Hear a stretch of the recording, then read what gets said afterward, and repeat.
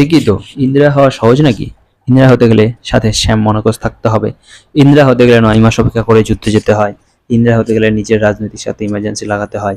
ইন্দিরা হতে গেলে 93,000 পাকিস্তানি বন্দিযুদ্ধ অপরাধীকে বিনা শর্তে ভুট্টোর কাছে ছেড়ে দিতে হয় পিওকে হাতে না নিয়ে। ইন্দিরা হতে গেলে আইনসভাকে বাইপাস করে ব্যাকডোর দিয়ে সংবিধানে সেকুলার আর সোশ্যালিস্ট শব্দ ঢোকাতে হয়।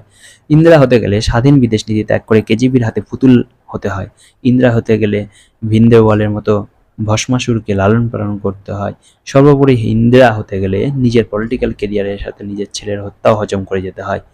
সত্যি তো, ইন্দিরা হওয়ার অত সহজ নাকি? কংগ্রেসে নিজের আজকের ইন্দিরা গান্ধীর কথা খুব মনে পড়ছে। 26/11-এর সময় ইন্দিরা গান্ধী মনে হয় মাথার থেকে বাইরে বেরিয়ে গেছিল। একাধিক কংগ্রেস নেতা পাকিস্তানকে সমর্থন করে বক্তব্য রাখার সময় মনে হয় ইন্দিরা গান্ধীকে ভুলে গেছিল। কর্ণাটকের মুখ্যমন্ত্রী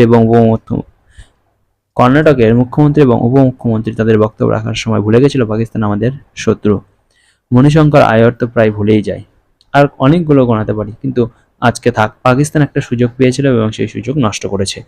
ভারতবর্ষ হয়তো এটাই জন্য অপেক্ষা করছিল এবং যে পাকিস্তান কিছু গোলমাল করবে, পাকিস্তান করেছে। ভারত সরকারের উপর আমার সম্পূর্ণ বিশ্বাস আছে যে তারা এবার যোগ্য জবাব দেবে। যারা যুদ্ধ বিশারদ হয়ে গেছে ফেসবুকে, আজকে তাদেরকে একটা কথাই বলি, ডোন্ট টেক ফাদার